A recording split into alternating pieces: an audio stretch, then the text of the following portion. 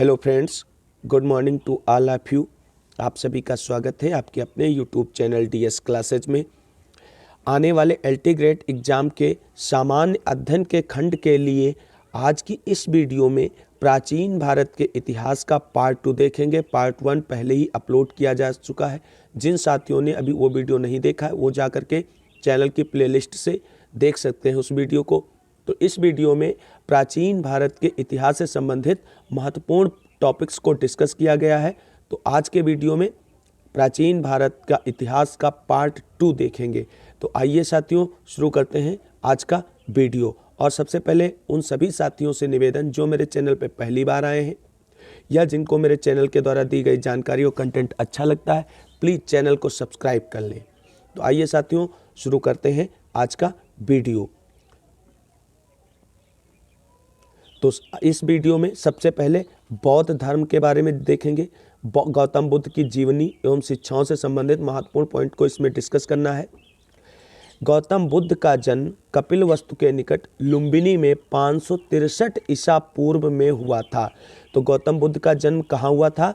कपिलवस्तु के निकट लुम्बिनी में। कब हुआ था? 563 ईसा पूर्व में हुआ था। बुद्ध के पिता शुद्धोधन शाक्यगढ़ के प्रधान थे तथा माता माया देवी कोलीगढ़ राज्य कोलीय वंश की कन्या थी। अगला, गौतम बुद्ध बचपन में सिद्धार्थ के नाम से जाने जाते थे। तो गौतम बुद्ध के बचपन का नाम क्या था? तो गौतम बुद्ध के बचपन का नाम सिद्धार्थ था।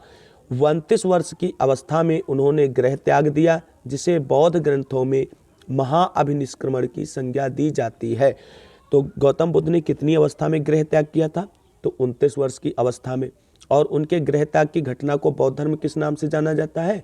तो महाअभिनिष्क्रमण के नाम से जाना जाता है। अगला पॉइंट है, मौर्य वंशीय शासक अशोक ने रुम्मीनदेई अभिलेख से सूचना मिलती है कि शाक्य मुनि बुद्ध का जन्म लुम्बिनी में हुआ था। गौतम बुद्ध के लुम्बिनी में जन्म का साक्ष्य जो है वो मौर्य वंश के शासक अशोक के रुम्मीनदेई अभिलेख से मिलता है। आगे देखते हैं। महात्मा बुद्ध ने अपना पहला उपदेश सारनाथ में दिया। इस प्रथम उपदेश को धर्मचक्र प्रवर्तन कहा जाता है। महात्मा बुद्ध ने अपना पहला उपदेश कहाँ दिया था? तो वो सारनाथ में दिया गया था। और पहले उपदेश को क्या कहते हैं? तो धर्मचक्र प्रवर्तन के नाम से जाना जाता है। अब आगे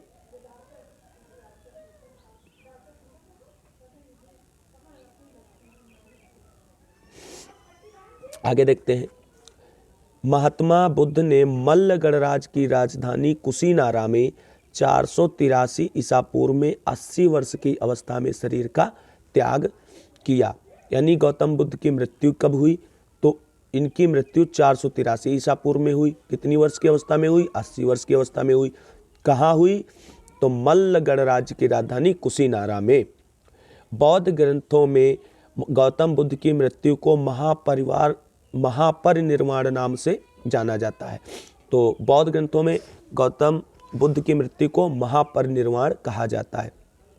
6 वर्षों की कठिन साधना के पश्चात 35 वर्ष की अवस्था में बैसाख पूर्णिमा की रात्रि को एक पीपल वृक्ष के नीचे गौतम को ज्ञान प्राप्त हुआ।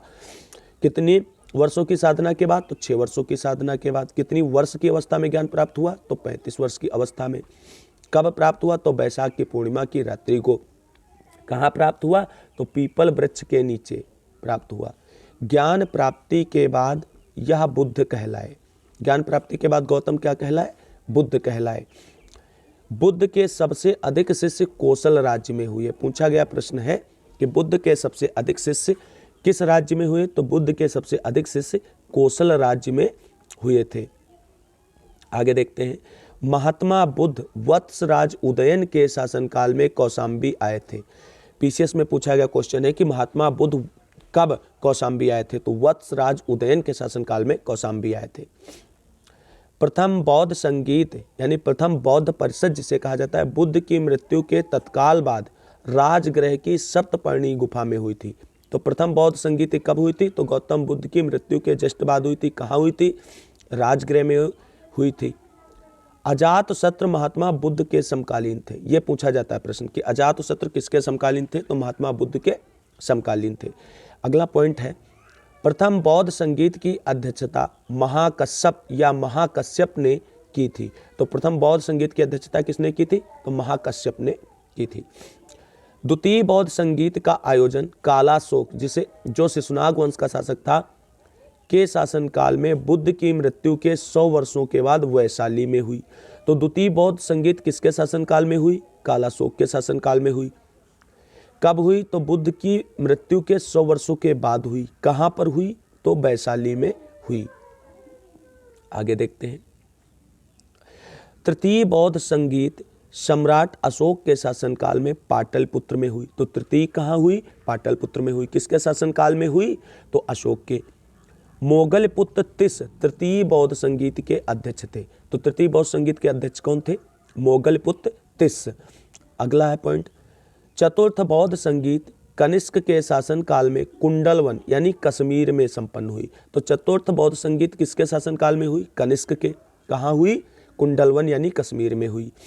इसकी अध्यक्षता वसुमित्र एवं उपाध्यक्षता अश्वघोष ने की। तो इसकी अध्यक्षता, चतुर्थ बौद्ध संगीत की अध्यक्षता किसने की? वसुमित्र ने। उपाध्यक्षता किसने की? अश्वघोष ने की। अगला, देवदत्त जो था बुद्ध का चचेरा भाई था। अब आगे प्रमुख बौद्ध संगीतियां देख लेते हैं और उनके बारे में एक शार्ट जानकारी प्राप्त कर लेते हैं। तो प्रथम बौद्ध संगीत जो है 483 ईसा पूर्व में हुई। कहाँ पर हुई? राजगृह में हुई। अध्यक्ष महाकश्यप या महाकश्यप थे और राजा उसमें कौन था? अजातशत्रु था। द्वितीय बौद्ध संगीति कब हुई? 383 ईसा पूर्व, वैशाली में हुई। शुभकामी इसके अध्यक्ष थे और कालाशोक उस समय राजा था। तृतीय बौद्ध संगीति कब हुई? तो 247 ईसा पूर्व हुई। कहाँ हुई? पाटलिपुत्र में हुई। मोगलपुत्र तिस इसके अध्यक्ष थे और उस समय राजा जो था वो अशोक था।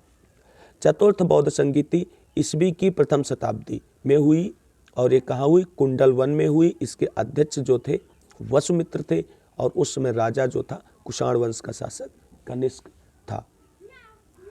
आगे देखते हैं। देवदत्त पहले उनका अनुगत बना। देवदत्त तो पहले उनका अनुगत बना और फिर उनका विरोधी बन गया। किसका अनुगत बना? देवदत्त जो था चचेरा भाई था गौतम बुद्ध का। यह पहले गौतम का अनुयायी बनता है, बाद में उनका विरोधी भी बन जाता है। यही सर्वप्रथम बुद्ध ने जिन 4 आर्य सत्यों का उपदेश दिया वह इस प्रकार है। यानी बौद्ध धर्म के जो 4 आर्य सत्य हैं या गौतम बुद्ध के द्वारा बताए गए 4 जो आर्य सत्य हैं वो हैं दुख, दुख समुदाय, दुख निरोध तथा दुख निरोध गामिनी प्रतिपदा। आगे, बुद्ध के जीवन से संबंध प्रतीक। तो बुद्ध के जीवन से कुछ संबंध रखने वाले प्रमुख प्रतीक इस प्रकार से हैं। तो जन्म का प्रतीक कमल एवं षांड है। ग्रह त्याग की घटना का प्रतीक घोड़ा है। ज्ञान प्राप्ति का प्रतीक जो पीपल वृक्ष जिसे बाद में बोधि वृक्ष कहा गया। और निर्वाण का प्रतीक पद चिन्ह है और मृत्यु का प्रतीक स्तूप है। यहाँ से प्रश्न पूछे जाते हैं तो ये इंपॉर्टेंट है, आप सभी लोग नोट डाउन कर लेना। महात्मा बुद्ध कर्म सिद्धांत में विश्वास करते थे। महात्मा बुद्ध किस सिद्धांत में विश्वास करते थे? तो कर्म के सिद्धांत में विश्वास करते थे। साथियों, अगर इस वीडियो की PDF आप प्राप्त करना चाहते हैं तो आप सभी लोग टेलीग्राम चैनल ज्वाइन कर लें। DS क्लासेज LMP सर्च करें टेलीग्राम पे और आपको आसानी से मिल जाएगा। अगला पॉइंट देखते हैं। अपने प्रिय शिष्य आनंद के कहने पर बुद्ध ने वैशाली में स्त्रियों को बौद्ध संघ में भिक्षुणी के रूप में प्रवेश की अनुमति प्रदान की थी। कई बार पूछा जाता है कि गौतम बुद्ध ने बौद्ध संघ में भिक्षुणियों की प्रवेश किसके कहने पर किया? तो अपने प्रिय शिष्य आनंद के कहने पर किया। अगला पॉइंट है, बौद्ध संघ में सर्वप्रथम शामिल होने वाली स्त्री महाप्रजापति गौतमी थी जो गौतम बुद्ध की विमाता थी। अगला पॉइंट, त्रिपिटक। त्रिपिटक क्या है? तो त्रिपिटक बौद्ध ग्रंथों में सर्वाधिक महत्वपूर्ण ग्रंथ है। अगला पॉइंट है, बुद्ध की मृत्यु के बाद उनकी शिक्षाओं को संकलित कर 3 भागों में बांटा गया। इन्हीं को त्रिपिटक कहते हैं। तो त्रिपिटक किसे कहते हैं? गौतम बुद्ध की शिक्षाओं जिसमें संकलित हैं उनके 3 भागों के संयुक्त रूप को त्रिपिटक कहते हैं। और जो ये 3 भाग हैं, पहला है विनय पिटक जिसमें संघ संबंधी नियम तथा आचार की शिक्षाएं दी गई हैं। दूसरा है सुत्त पिटक जिसमें धार्मिक सिद्धांतों का वर्णन किया गया है। और तीसरा है अभिधम्म पिटक, जिसमें दार्शनिक सिद्धांतों की व्याख्या की गई है। अगला पॉइंट है, और यूपी ट्रिपल एससी पीटी के एग्जाम में पूछा गया पॉइंट है, थेरी गाथा बौद्ध साहित्य। थेरी गाथा किसका साहित्य? तो बौद्ध साहित्य। इसमें 32 बौद्ध कवित्रियों की कविताएं संकलित हैं। आगे समझ में, कितने बौद्ध कवित्रियों की? 32 बौद्ध कवित्रियों की कविताएं संकलित हैं। अगला पॉइंट है, बिहार में राजगीर की पहाड़ियों जो 400 मीटर की ऊंचाई पर स्थित शांति स्तूप विश्व का सबसे ऊंचा कहा जाने वाला विश्व शांति स्तूप है। तो विश्व का सबसे ऊंचा विश्व शांति स्तूप कहाँ स्थित है? बिहार में राजगीर की पहाड़ियों पर। अगला पॉइंट है, भरहुत एवं सांची के स्तूप की स्थापना मौर्य शासक अशोक के शासनकाल में हुई। भरहुत और सांची के स्तूप किस धर्म से संबंधित स्तूप हैं? तो बौद्ध धर्म से संबंधित स्तूप है। इसकी स्थापना किसके शासनकाल में हुई? अशोक के शासनकाल में हुई। माना जाता है कि इनकी स्थापना अशोक ने ही कराई थी। अगला पॉइंट है, अमरावती का स्तूप का निर्माण सातवाहन के समय हुआ। तो अमरावती का जो स्तूप है बौद्ध धर्म से संबंधित स्तूप है और इसका निर्माण सातवाहन वंश के शासकों के द्वारा कराया गया। अगला पॉइंट है, सातवाहनों की राजधानी प्रतिष्ठान या पैठन थी। इनकी प्रारंभिक राजधानी अमरावती मानी जाती है। तो सातवाहनों की जो प्रतिष्ठित राजधानी थी उसका नाम प्रतिष्ठान या पैठन था, लेकिन इनकी जो प्रारंभिक राजधानी थी वो अमरावती ही थी। अगला पॉइंट, महास्तूप का निर्माण अशोक के समय में ईंटों की सहायता से हुआ था, जिसके चारों ओर काष्ठ की वेदिका बनी थी। काष्ठ मतलब लकड़ी की वेदिकाएं बनी थी। अगला पॉइंट, शुंग काल में उसे पाषाण पट्टिकाओं से जड़ा गया तथा वेदिका भी पत्थर की बनाई गई। ये इंपॉर्टेंट पॉइंट है एलटी ग्रेड और टीजीटी पीजीटी के लिए कि शुंग काल में उसे पाषाण पट्टिकाओं से जड़ा गया। तो कब? महास्तूप को पाषाण पट्टिकाओं से कब जड़ा गया? तो शुंग वंश के शासकों के समय में। अगला पॉइंट, सातवाहन युग में वेदिका के चारों दिशाओं में 4 तोरण लगा दिए गए। तोरण मतलब खंभ लगा दिए गए। अगला पॉइंट देखते हैं, बौद्ध दर्शन में क्षणिकवाद को स्वीकार किया जाता है। तो बौद्ध दर्शन में किस वाद को स्वीकार किया जाता है? तो क्षणिकवाद को स्वीकार किया जाता है। अगला पॉइंट है, गौतम बुद्ध को एशिया की ज्योतिपुंज के तौर पर जाना जाता है। गौतम बुद्ध को एशिया की ज्योतिपुंज भी कहा जाता है। अगला पॉइंट है, गौतम बुद्ध के जीवन पर एडविन अर्नाल्ड ने लाइट ऑफ एशिया नामक पुस्तक की रचना की थी। यह लंदन में 1879 ईस्वी में प्रकाशित हुई थी। तो गौतम बुद्ध के जीवन पर लाइट ऑफ एशिया नामक पुस्तक किसने लिखी है? तो एडविन अर्नाल्ड ने लिखी है।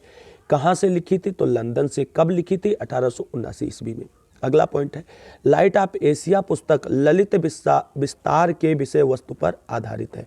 भारतीय पुस्तक जो ललित विस्तार है उसके विषय वस्तु पर आधारित है लाइट ऑफ एशिया पुस्तक। आगे देखते हैं, कुषाण काल में ही गांधार एवं मथुरा कला शैली के तहत बुद्ध एवं बोधिसत्वों की बहुसंख्यक मूर्तियों का बैठी एवं खड़ी स्थितियों में निर्माण हुआ। तो सर्वप्रथम निर्माण की जाने वाली मूर्ति जो है वो मानी जाती है गौतम बुद्ध की मूर्ति। और इसका निर्माण कब हुआ? कुषाण काल में, गांधार कला शैली और मथुरा कला शैली के तहत। अगला पॉइंट है, भूमि स्पर्श मुद्रा की सारनाथ की बुद्ध मूर्ति गुप्त काल से संबंधित है। तो भूमि को स्पर्श करने वाली मुद्रा यानी लेटी हुई मूर्ति कह सकते हैं जो सारनाथ में है, उसका निर्माण गुप्त काल के समय में हुआ था। अगला पॉइंट, बौद्ध ग्रंथ अंगुत्तर निकाय में वर्णित 16 महाजनपदों यानी 16 महाजनपदों में से मल्ल एक महाजनपद था। मल्ल क्या था? एक महाजनपद था। अगला पॉइंट है, नागार्जुन कनिष्क के दरबार का एक महान विभूति था, उसकी तुलना मार्टिन लूथर से की जाती है। तो भारतीय जो एक महान विभूति थी नागार्जुन, उसकी तुलना मार्टिन लूथर से की जाती है। अगला पॉइंट, कनिष्क के दरबार में वसुमित्र, अश्वघोष, चरक भी थे। तो कनिष्क के दरबार में रहने वाले वसुमित्र, अश्वघोष और चरक ने चरक संहिता लिखी। अगला पॉइंट, ह्वेनसांग ने उसे संसार की 4 मार्गदर्शक शक्तियों में से एक कहा है। ह्वेनसांग ने उसे संसार की 4 मार्गदर्शक शक्तियों में से एक कहा है। अगला पॉइंट, अब इसमें जैन धर्म और महावीर स्वामी से संबंधित महत्वपूर्ण पॉइंट को डिस्कस करेंगे। तो जैन धर्म के मूल संस्थापक या प्रवर्तक जो थे वो प्रथम तीर्थंकर ऋषभदेव या आदिनाथ थे।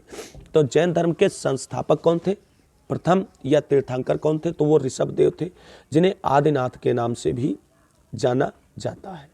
अगला पॉइंट जैन धर्म से संबंधित, पार्श्वनाथ जैन धर्म के 23वें तीर्थंकर थे, जिनका जन्म वाराणसी के महावीर स्वामी से 250 वर्ष पहले यानी 850 ईसा पूर्व में हुआ था। तो 23वें तीर्थंकर जो हैं जैन धर्म के पार्श्वनाथ, उनका जन्म कहाँ हुआ था, वाराणसी में हुआ था। कब हुआ था, 850 ईसा पूर्व में। महावीर स्वामी का जन्म कुंडग्राम या कुंडलपुर में वैशाली के निकट लगभग 599 ईसा पूर्व में हुआ था।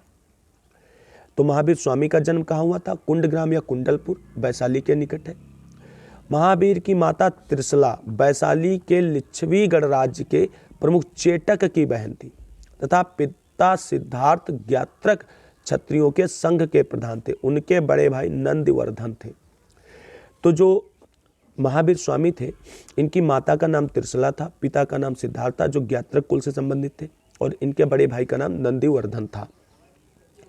महावीर की पत्नी का नाम यशोदा तथा उनसे प्रियदर्शना नामक एक पुत्री उत्पन्न हुई। तो महावीर स्वामी की पत्नी का नाम यशोदा था और पुत्री का नाम प्रियदर्शना था। प्रियदर्शना का विवाह जमाली नाम के क्षत्रिय से हुआ था, जो बाद में महावीर स्वामी का अनुयायी बन गया। अगला पॉइंट है, जमाली उनका प्रथम शिष्य था। तो महावीर स्वामी का प्रथम शिष्य कौन था, जमाली था, जो उनका दामाद भी था। अब जैन धर्म के प्रथम प्रमुख तीर्थंकर और उनके प्रतीक चिन्हों के बारे में देख लेते हैं। तो ऋषभदेव जो पहले तीर्थंकर थे, उनका प्रतीक चिन्ह बैल था। अजीतनाथ जो दूसरे थे, उनका प्रतीक चिन्ह हाथी था। अरष्टनेम 22वें तीर्थंकर थे, जिनका प्रतीक चिन्ह शंख था।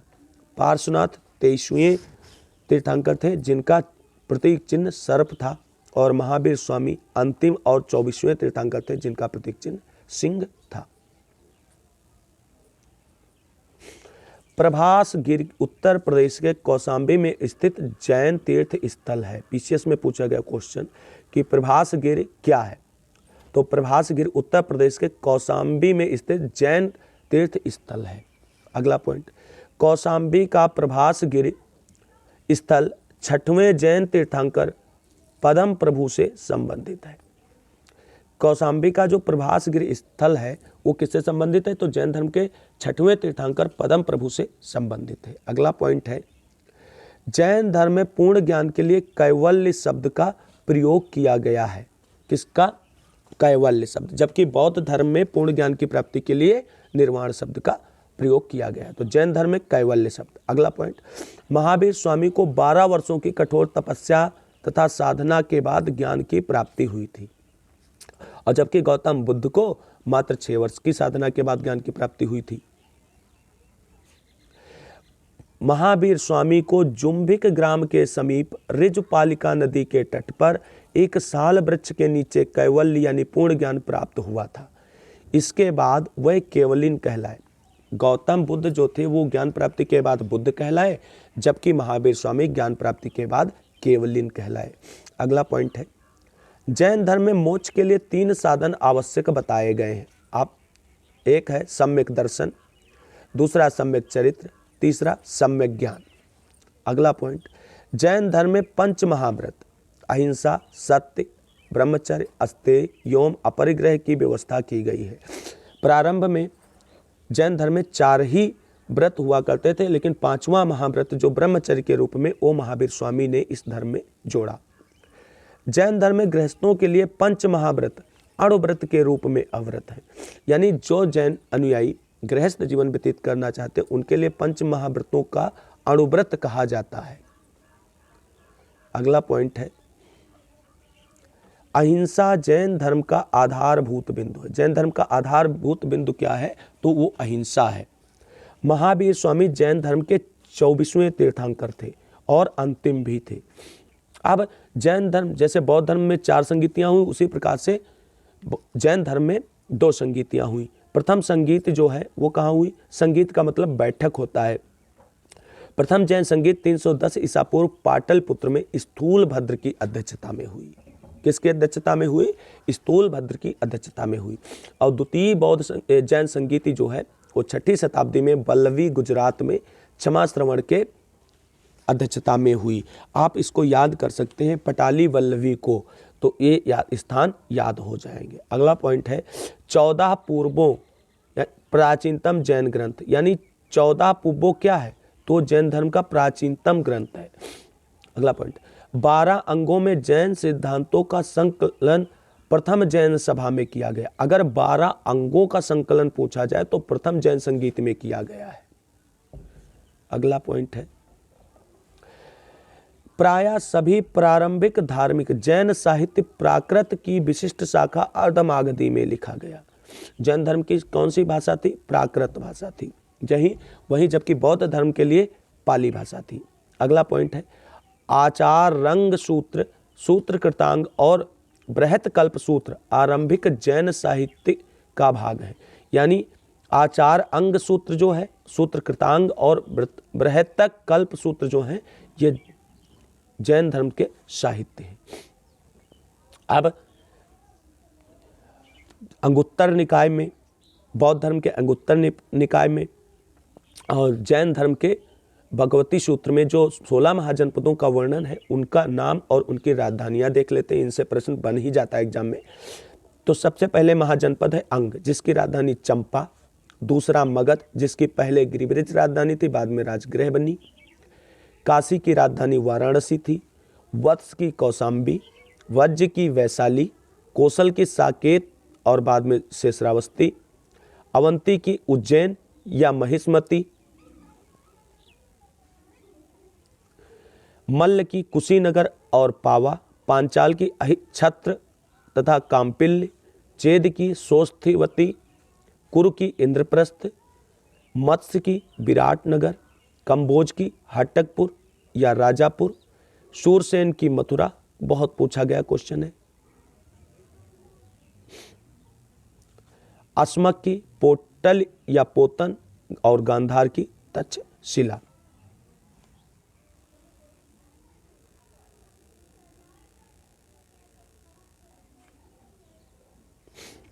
चंद्रगुप्त मौर्य के शासनकाल में पाटलिपुत्र में प्रथम जैन सम्मेलन आयोजित किया गया, जिसमें श्वेतांबर आगम का संपादन किया गया। तो प्रथम जैन सम्मेलन जो या जैन संगीति जो है वो चंद्रगुप्त मौर्य के शासनकाल में पाटलिपुत्र में हुई, जिसमें श्वेतांबर आगम का संपादन किया गया। अगला पॉइंट है अशोक तथा उसके पौत्र दशरथ के समय में बराबर तथा नागार्जुन पहाड़ियों को काटकर आजीविकों के लिए आवास बनाए गए थे। अगला पॉइंट है अशोक के समय बराबर पहाड़ी की गुफाओं में सुदामा की गुफा तथा कर्ण चौपड़ नामक गुफा सर्व प्रसिद्ध थी। अगला पॉइंट है श्रवणबेलगोला कर्नाटक राज्य में स्थित है और यहीं पे जा करके चंद्रगुप्त मौर्य ने अपने अंतिम समय में अपने शरीर का त्याग संलेखना विधि से किया था। श्रवणबेलगोला में गंग शासक रचमल के शासनकाल में चामुंड राय नामक मंत्री ने लगभग 981 ईस्वी में बाहुबली यानी गोमट की विशालकाय जैन मूर्ति का निर्माण कराया था। यह पूछा जा सकता है, इंपॉर्टेंट पॉइंट है। अगला पॉइंट बाहुबली प्रथम जैन तीर्थंकर ऋषभदेव के पुत्र माने जाते हैं। श्रवणबेलगोला में जो 981 ईस्वी में बाहुबली की विशालकाय मूर्ति है, तो जो बाहुबली थे वो प्रथम जैन तीर्थंकर ऋषभदेव के पुत्र माने जाते हैं। अगला पॉइंट है महामस्तकाभिषेक जैन धर्म का एक महत्वपूर्ण उत्सव है जो 12 वर्ष के अंतराल पर कर्नाटक राज्य के श्रवणबेलगोला में आयोजित किया जाता है। इंपॉर्टेंट है, नोट डाउन कर ले। अब आगे अगला पॉइंट जो है उसमें हम प्रमुख भारतीय विद्वान एवं उनके संरक्षक देखेंगे, यानी कौन सा विद्वान किस राजा या शासक के दरबार में रहता था। तो हरिसेन समुद्रगुप्त के, कौटिल्य या उन्हीं का नाम चाणक्य, विष्णुगुप्त और अजय था जो चंद्रगुप्त मौर्य के दरबार में रहते थे और चंद्रगुप्त मौर्य के प्रधानमंत्री भी थे। अश्वघोष, नागार्जुन और चरक ये तीनों कनिष्क के दरबार में रहते थे। अगला पॉइंट है बाणभट्ट हर्षवर्धन के दरबार में रहते थे। चंद्रवरदाई पृथ्वीराज चौहान के दरबार में, कालिदास चंद्रगुप्त विक्रमादित्य यानी चंद्रगुप्त द्वितीय के शासनकाल में रहते थे। साथियों, आज के वीडियो में बस इतना ही। अगर आपको ये वीडियो अच्छा लगा है तो प्लीज़ वीडियो को लाइक कर देना और अपने दोस्तों में शेयर कर देना। वीडियो का कंटेंट अच्छा लगा हो तो प्लीज़ चैनल को सब्सक्राइब कर लेना। मिलते हैं अगले वीडियो में प्राचीन भारत के इतिहास का पार्ट 3 लेकर के आप सभी साथियों के लिए। तब तक के लिए जय हिंद, जय भारत, वंदे मातरम।